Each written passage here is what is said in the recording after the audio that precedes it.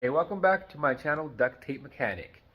In this video, I'm going to show you how to fix a stackable Samsung dryer that's not heating at all. So if you find this video to be helpful, make sure you subscribe to my channel for more DIY and tinkering videos. So here is the dryer in question. It's a stackable slash front load type of dryer. These usually come with a front load matching machine. Washing machine, I should say. But if you're curious, this is the model number to this particular dryer. But this video is going to be applicable to any sort of stackable Samsung dryer. Basically, this dryer has stopped heating. Now, if a dryer like this stops heating, 85% of the time it's due to a bad heating element, and 10% of the time it's due to a bad thermostat. And 5% I would say chalk it up to other. But anyways, the heating element and thermostat all come in a kit that can be bought for less than what it costs to fill up your tank of fuel. So I will link that kit so it pops up around now in the video, so you can purchase that and do this repair. The repair itself is really simple. It shouldn't take more than 30 to 40 minutes if you've done it, even if you haven't done it before. So let's get to it. The first thing we'll have to do is make sure the dryer is unplugged, because this is a 240 volt system and we're not going to be messing around with that. So make sure it's unplugged.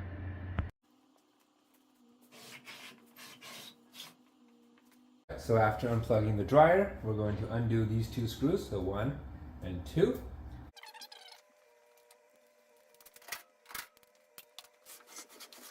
should be able to just push panel back and out. After that, we're going to be removing this panel, and we're going to do that by getting a putty knife and just popping up these clips right here, and that should allow us to kind of pull this interface panel right out. Once you kind of got those top clips off, you just want to stick the putty knife on the bottom right here and just kind of pop the bottom out as well.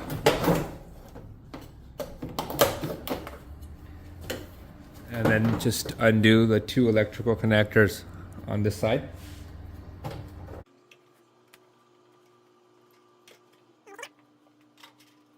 We'll be undoing these 4 screws. 1, 2, 3, 4.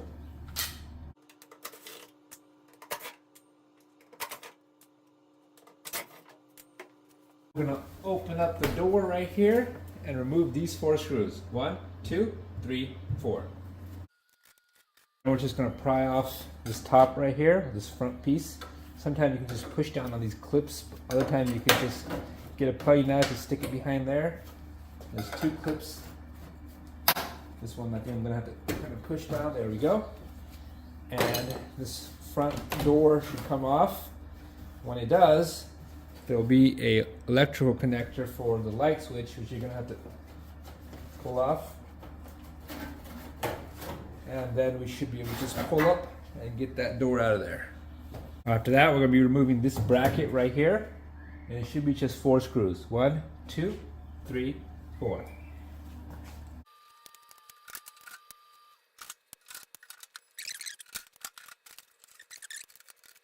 After that, we'll be unplugging the moisture sensor right here. After you unplug the moisture sensor, which is right there, you're going to have to undo these 5 screws. So 1, 2, 3, 4, and then the 5th one is right there. That should allow us to remove this bulkhead unit.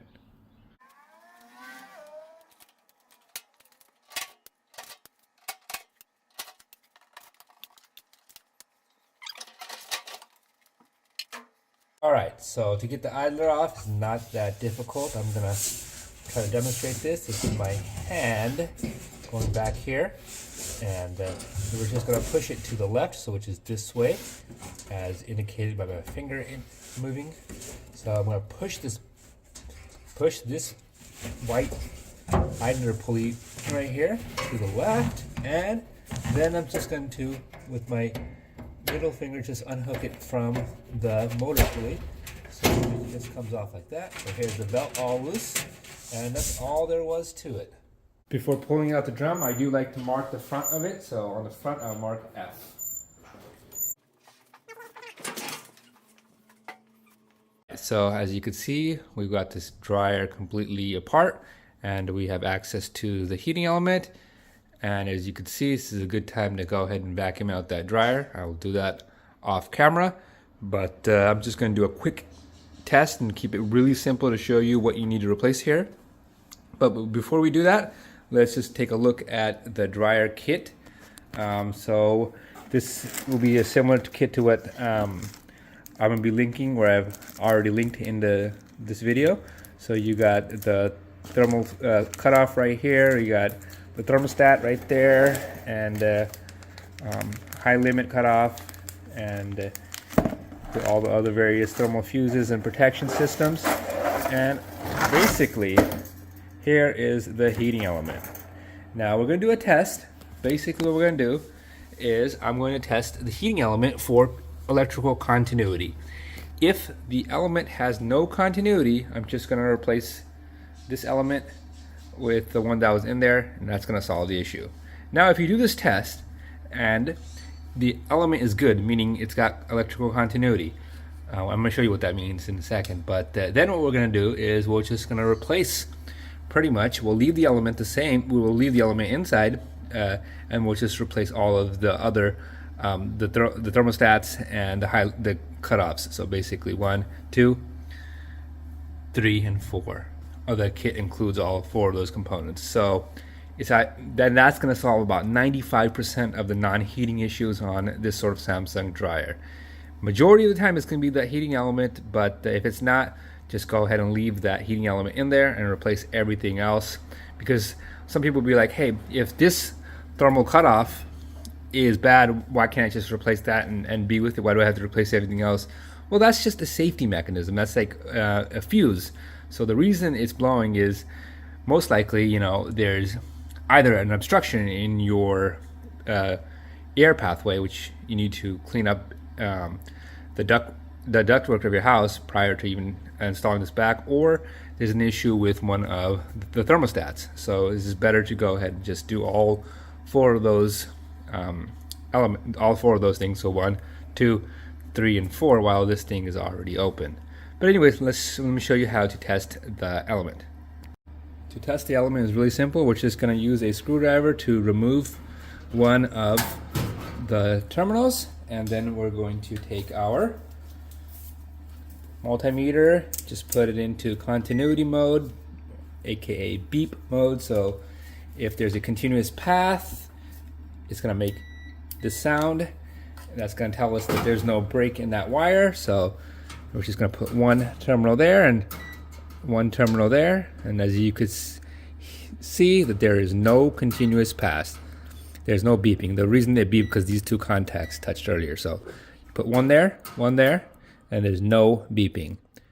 So that tells us that the heating element is broken, and all we have to do is just replace that heating element. So once again, we put it into continuity mode where those 2 touch, 1 terminal on one and 1 on the other, and you see there's no continuity. So we're just going to replace the element. Now, if you do that and you have continuity, that means your heating element is good, and you can just put that back in, and you can come over here and look at the high limit, or the thermal cutoff, I should say, and do the same test. So we're going to do that. I'm going to put 1 there, and it's beeping. That tells me that this is okay. So I'm going to leave all of those components the same and just replace the heating element. So if yours did not have continuity, so it wasn't beeping, I recommend doing the opposite, leaving the heating element and just replacing those 4 components. All right, let's get to it. Okay, to replace the heating element is not that difficult. What we're going to do is remove all of these terminals right here, all these wires I should say, and then it should be just 1 or maybe 2 of these screws that we need to take off, and this whole casing should come right out.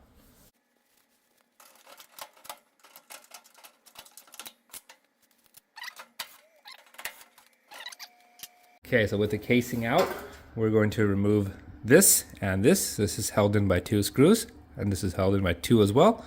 And then we'll also be removing the exterior screws of this casing. So 1, 2, 3, 4, 5, 6, and 7.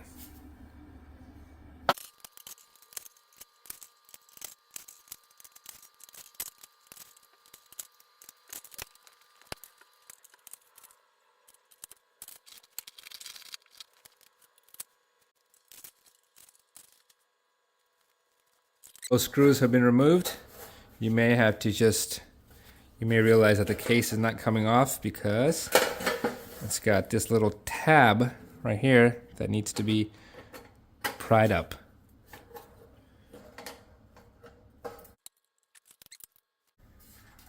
Then what we're going to do is take a needle nose pliers and kind of bend the ears that hold the element into this holder right here back, so you see that it's being held in position by that little tab right there. So we're just gonna get our needle nose pliers and bend these back. And then we should be able to just get that out of there.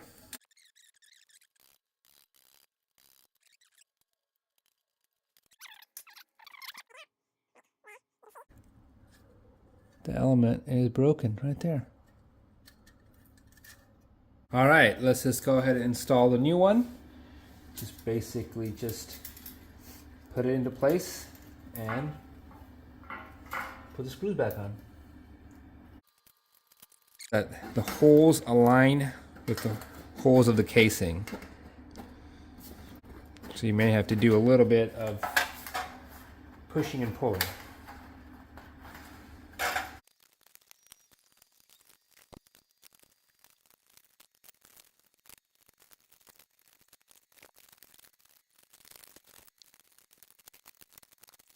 Element in there,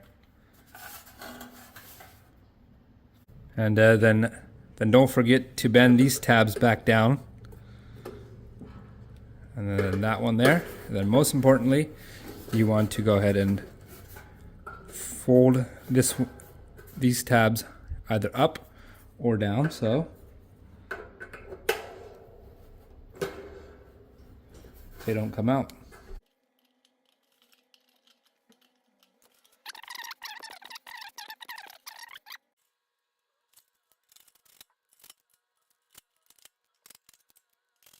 Now I'm just going to go ahead and reinstall everything. It's just going to be pretty much the same as disassembling it, but in reverse order. I'm just going to go through this and fast forward because otherwise this video is going to be too long.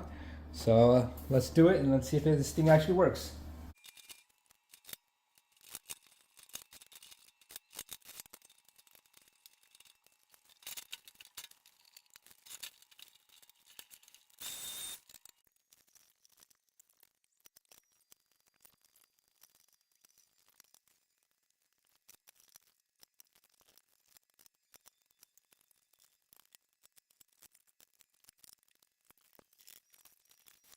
So we got our dryer reassembled and hooked up to the test station. I'm just gonna go ahead and power it on, and looks like it's already on time mode, and we're gonna hit start. All right, it's powered on, so it's not making any sort of weird noises. So that tells us at least we reassembled it correctly. And I'm gonna give it a couple seconds. Then I'm gonna come to the back and see if we got some heat coming out. Oh yeah, I feel it definitely getting warmer by the second.